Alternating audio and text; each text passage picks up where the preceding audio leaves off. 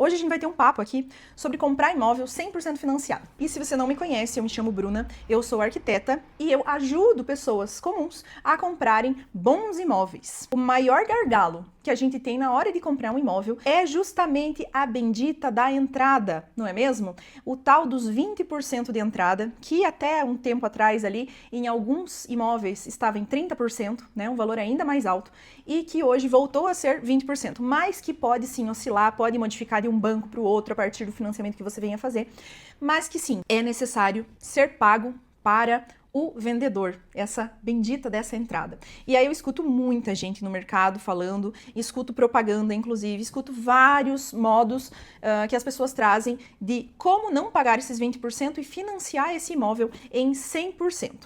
E aí, antes de tudo, já vou falando para vocês que não existe legalmente um financiamento de 100% do imóvel, tá bom? Então, fica com essa informação na tua cabeça, porque essa informação ela é crucial para tudo aquilo que eu vou falar ao longo desse vídeo, tá? Como que as pessoas fazem para financiar 100%? Como que elas fazem essa ideia de estou financiando 100% da minha obra, 100% do valor desse imóvel?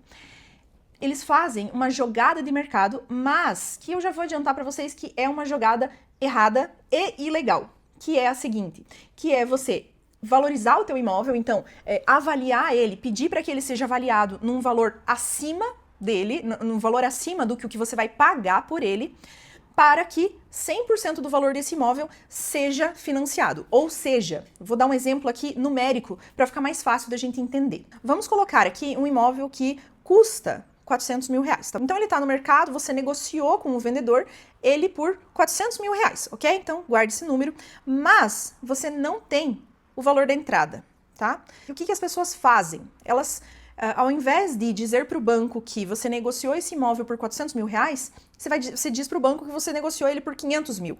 Por quê? 20% de 500 mil reais são 100 mil reais. Então, teoricamente, você daria essa entrada de 100 mil reais e o banco disponibilizaria para você 400 mil reais. Então, por que isso não é correto? Isso, assim, é óbvio que isso não é correto, né? Mas quais são as implicações que a gente tem em relação a isso? Muitas vezes, acaba passando. A avaliação do imóvel acaba, sim, dizendo, não, ele vale 500 mil reais. Esse imóvel vale 500 mil reais. Você negociou o imóvel por 400, mas o avaliador foi lá e verificou que dentro dos critérios de mercado, ele pode, sim, está avaliado em 500 mil reais. E aí o banco vai te disponibilizar esses 400 mil reais, que, teoricamente, então, você acabou por não pagar a entrada. Mas, onde que está o erro? Então, existem erros tanto para o vendedor como para o comprador. Mas, claro, a implicação para o comprador é muito ruim. Por quê? Isso é algo ilegal, isso é uma fraude que você está cometendo, porque, afinal de contas, você está manipulando os valores a fim de se beneficiar de algo indevido. Está fazendo com que o banco disponibilize mais dinheiro para você, enquanto ele poderia estar disponibilizando esse valor para financiar um outro imóvel de uma outra pessoa.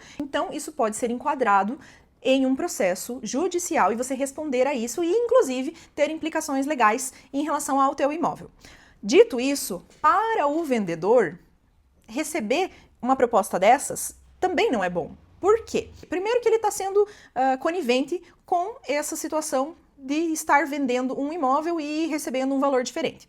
Mas a gente precisa entender que o valor lançado lá na escritura, no contrato, na matrícula desse imóvel, ele vai estar como um valor de 500 mil reais. Afinal de contas, ele foi avaliado em 500 mil reais e, em toda teoria, se esse imóvel, então, teoricamente você deu esses 100 mil reais de entrada, você, teoricamente, tem esses 100 mil reais. Ou seja, na tua declaração de imposto de renda, você precisa dizer de onde saiu esses 100 mil reais e assim, pagar o imposto devido em cima desse lucro que você obteve de 100 mil reais para conseguir pagar a entrada. Está entendendo? Então, o buraco é bem mais embaixo. E aí, esse problema do imposto, ele vai surgir no outro ano, quando você for fazer a tua declaração e o contador disser, não, peraí, 100 mil reais precisam sair daqui. De onde que saiu esse dinheiro? E aí, em relação às implicações legais para o vendedor, se é ruim para o comprador, para o vendedor, então, gente, é muito ruim. Só que às vezes a pessoa também só se toca depois de tudo isso. Por quê?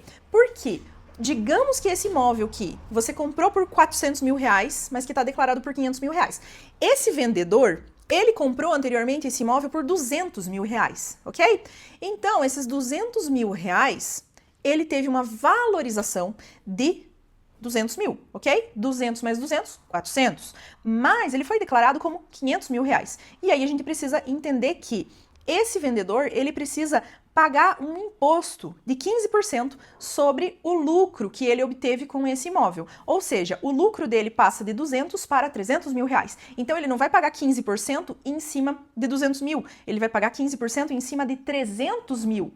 Ou seja, enquanto em cima de 200 mil ele iria pagar 30 mil reais de imposto para o governo, de lucro, nessa outra situação, ele vai ter que pagar 15 mil a mais, que são 15% em cima desses 100 mil a mais. Ou seja, para ele foi péssimo. Então, comprar imóvel não tem atalho. Não tem um atalho que você vai dizer, hoje acordei com vontade de comprar um imóvel, vou comprar um imóvel. Ou então, esse ano botei no meu plano de metas comprar um imóvel, vou fazer tudo o que eu puder para conseguir comprar esse imóvel. Que bom, mas faça tudo o que você pode legalmente para comprar esse imóvel. E eu sei que o mais complexo, mais difícil que a gente tem aí é justamente o valor da entrada, é você conseguir juntar, né? Então, dos 400 mil, você teria que ter 80 mil reais para dar de entrada, se você não fosse fazer toda essa meleca aí de querer financiar 100% do imóvel. Então, você teria que ter 80 mil reais. E aí, às vezes, esse dinheiro não está ali disponível na tua mão. Então, o que você precisa fazer? Precisa se planejar, precisa encontrar quais são os meios para dar entrada nesse imóvel. E para isso, a gente precisa entender as várias estratégias por trás da compra de imóvel. Quem não usa estratégia, tá perdendo muito e muitas vezes vai viver de aluguel a vida inteira. Não é porque não consegue, é porque não tem estratégia. Eu vou citar aqui para você 3 estratégias possíveis, mas a gente tem várias outras estratégias. Todas essas estratégias, elas estão lá na jornada do imóvel. Então, se você tem interesse em comprar um imóvel, acessa a jornada do imóvel, o link tá aqui na descrição. Lá eu falo de todas essas estratégias que você pode usar, tanto na hora da entrada, como também as estratégias que você pode fazer na hora da negociação desse imóvel, porque a gente tem que saber negociar. Como que você faz para comprar um negócio que pode ser o maior investimento da tua vida? Você tem que conseguir saber negociar. Como negociar esse imóvel é um ponto extremamente importante e que muitas vezes acaba passando batido, porque a construtora ou o vendedor, ele dá aquele preço e você não sabe como negociar para conseguir baixar esse preço, para conseguir negociar melhor e ganhar algum tipo de benefício em tudo isso. Então, lá dentro da jornada, a gente tem todo o passo a passo, tanto na hora de escolher um imóvel, como escolher um imóvel que vai se valorizar, você se sentir seguro na hora de comprar esse imóvel, e também como usar estratégia na hora de comprar esse imóvel e na hora de negociar esse imóvel e também de financiar. Qual que é toda etapa, quais são todas as etapas dentro desse financiamento, tá certo? Então eu te espero lá do outro lado, se você tá interessado em comprar um imóvel e se você quer fazer isso com grande segurança. Uma aula lá na jornada do imóvel já vai fazer você mudar totalmente a tua cabeça, a tua perspectiva em relação a como comprar um imóvel e em como reduzir o custo e lucrar com isso. Mas agora, então, voltando a os 3 pontos que eu vou trazer para você de estratégias que você pode utilizar para que você não precise gastar tanto assim com a entrada do imóvel. O primeiro modo de você conseguir pagar menos pela tua entrada é utilizando o teu FGTS, teu saldo no FGTS. Então, se esse é o teu primeiro imóvel, todo o teu saldo do FGTS pode ser abatido nesse valor da entrada. Isso é um alívio muito grande, porque às vezes a pessoa já trabalhou muitos anos, está ali com aquele saldo do FGTS parado, rendendo praticamente nada, né? Não rende nem a inflação do ano. E aí, você pode utilizar isso para abater nessa entrada. E o segundo modo que você pode utilizar para conseguir não é reduzir o valor da tua entrada, ter menos valor, mas é você conseguir dissolver esse valor ao longo do tempo, que é você comprar o famoso imóvel em planta. Então, quando você compra um imóvel em planta, você vai pagar o financiamento posterior, vai pagar esse financiamento só quando o imóvel estiver pronto, quando você estiver morando lá, e você vai pagar uma coisa que se chama evolução de obra, que é uma taxa, que claro, você vai ter que verificar aí, no teu caso, de quanto vai ser esse valor, mas você consegue, com muitas construtoras, dissolver, parcelar o valor da entrada ao longo da construção desse imóvel. Então, é um modo extremamente interessante de ser feito pela pessoa que não consegue pagar, não juntou esse valor completo da entrada, tá bom? Mas, claro, isso tem que ser feito com muito critério e, para isso, tem outros vídeos aqui no meu canal explicando mais sobre imóvel em planta. E aí, o terceiro modo, que é um modo que às vezes as pessoas esquecem, que bens também são igual a dinheiro. E aí muitas vezes as pessoas esquecem que elas às vezes têm outros bens que possam ser colocados na entrada, na compra do imóvel, a depender da negociação. Então tem gente que às vezes já tem um outro imóvel, ou o mais comum, às vezes a pessoa tem um carro.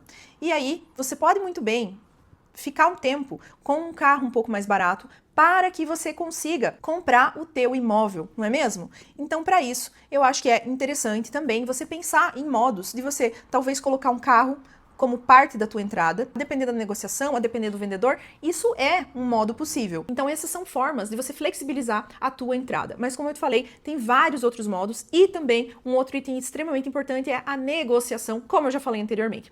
Então se você gostou desse conteúdo, já dá um curtir e aproveita para me seguir